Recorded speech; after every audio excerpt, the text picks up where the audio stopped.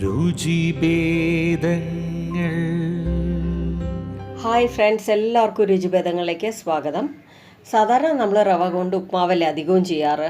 അപ്പോൾ ഇന്ന് നമുക്ക് റവ കൊണ്ടൊരു പൊറോട്ട ഉണ്ടാക്കി നോക്കാം. അപ്പോൾ നമ്മുടെ ഈ റെസിപ്പിയുടെ പേര് റവ പൊറോട്ടയാണ്. വളരെ സിമ്പിളും അതേസമയം എളുപ്പത്തിൽ ഉണ്ടാക്കാൻ പറ്റിയൊരു പൊറോട്ടയാണ്. നല്ല സോഫ്റ്റ് ആട്ടോ, നല്ല സ്പൈസി ആയിട്ടുള്ള വെജോ നോൺ വെജ് കറിയുടെ കൂടെയൊക്കെ അത് കഴിക്കാൻ നല്ല സൂപ്പറാണ്. നമുക്ക് പെട്ടെന്ന് തന്നെ വീഡിയോയിലേക്ക് കിടക്കാം. അതിന് മുമ്പ് എൻ്റെ ചാനൽ ആദ്യമായിട്ട് കാണുന്നവരാണെങ്കിൽ ഒന്ന് സബ്സ്ക്രൈബ് ചെയ്ത് ബെല്ലൈക്കൺ ഒന്ന് എനേബിൾ ചെയ്ത് ഓൾ കൊടുക്കാൻ മറക്കരുതേ. അപ്പോൾ എല്ലാവരും ഒന്ന് സപ്പോർട്ട് ചെയ്യണേ.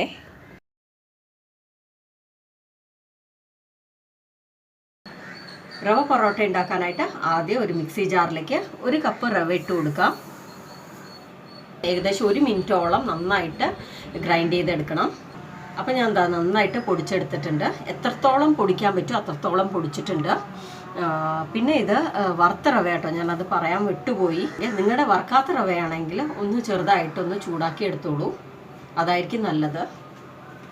അപ്പോൾ അടുത്ത സ്റ്റെപ്പ്, ഞാനൊരു കടായി വെച്ചിട്ടുണ്ട്. അതിലേക്ക് 1.25 കപ്പ് വെള്ളം ഒഴിച്ചു കൊടുക്കണം.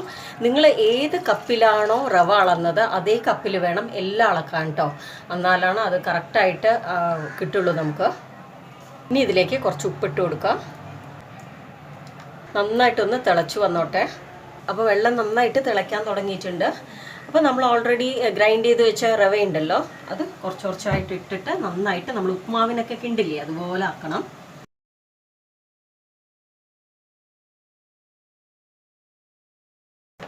ഇങ്ങനെ കട്ടകളൊക്കെ വന്നു കഴിഞ്ഞാൽ അതിനൊന്ന് ഉടച്ചു വിട്ടാൽ മതി. അപ്പം ഞാനിത് സിമ്മിലിട്ടിട്ടാട്ടോ ചെയ്യണത്, ഒരുപാട് ഫ്ലെയിം വെച്ച് ചെയ്യരുത്. റവ നന്നായിട്ട് വേവും വേണം. വെള്ളമൊക്കെ വറ്റി നല്ല ഡ്രൈ ആയിട്ടുണ്ട്. അപ്പം നമുക്കിനി ഇത് മതിയാവും. ഞാൻ ഫ്ലെയിം ഓഫ് ചെയ്യണം. ഞാൻ ഇതുപോലെ ഒരു പ്ലേറ്റ് എടുത്തിട്ടുണ്ട്. അതിലേക്ക് കുറച്ച് എണ്ണ ഒഴിച്ചിട്ട് നമുക്ക് ഗ്രീസ് ചെയ്യാം.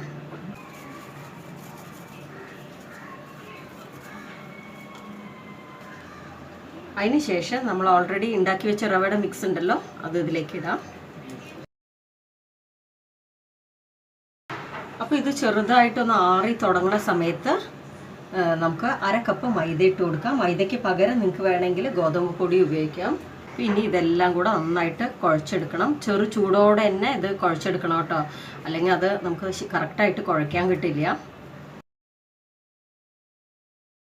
പിന്നെ നിങ്ങൾക്ക് ഈ ഡോ ഡ്രൈ ആണോ തോന്നുന്നുണ്ടെങ്കിൽ ചെറുതായിട്ട് വെള്ളം ഒന്ന് ചൂടാക്കിയിട്ട് ഇതിലൊന്ന് തളിച്ചു കൊടുത്താൽ മതി.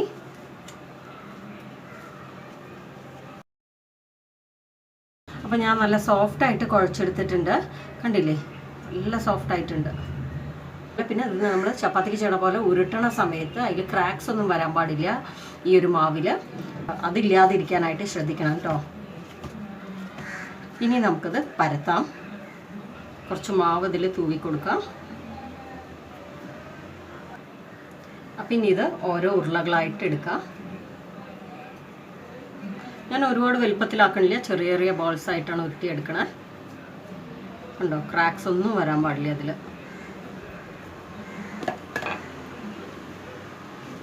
ഒന്ന് വേണമെങ്കിൽ മാവിലൊന്ന് മുക്കിയിട്ട് നമുക്ക് പരത്തിയെടുക്കാം.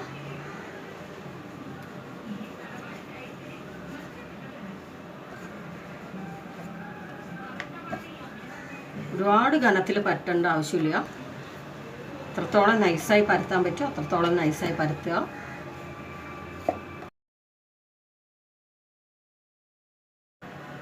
അപ്പോൾ നല്ല നൈസായിട്ട് പരത്തി എടുത്തിട്ടുണ്ട്, കണ്ടോ. അപ്പോൾ നിങ്ങൾക്ക് വേണമെങ്കിൽ ഇങ്ങനെ തന്നെ ചുട്ടെടുക്കാം.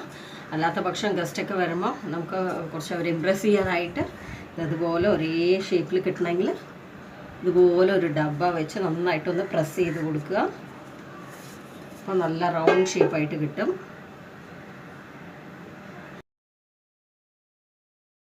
കറക്റ്റായിട്ട് ഷേപ്പിൽ ചെയ്യണവരുണ്ടെങ്കിൽ പിന്നെ പ്രശ്നമില്ല.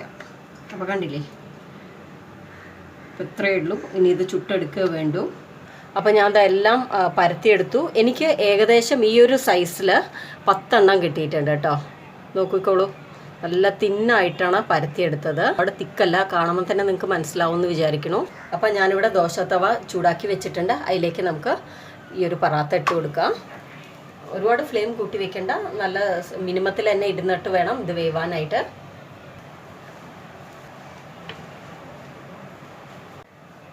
ഉണ്ടോ?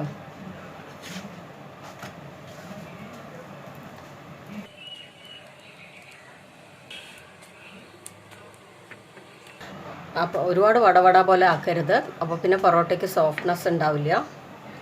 അപ്പോൾ ഇനി ഇതിൻ്റെ പുറത്തായിട്ട് കുറച്ച് നെയ്യ് ഒഴിച്ചു കൊടുക്കാം. നിങ്ങൾക്ക് വേണമെങ്കിൽ ബട്ടറോ അല്ലെങ്കിൽ എണ്ണയോ ഇഷ്ടമുള്ളത് ഒഴിച്ചു കൊടുക്കാം. പിന്നെ ഇത് ഒരുപാട് ബ്രൗണായി വരില്ല, ഈ ഒരു പാകം കണ്ട് നമുക്ക് എടുക്കാം. അപ്പോൾ കണ്ടില്ലേ എത്ര സോഫ്റ്റാണോ നോക്കൂ.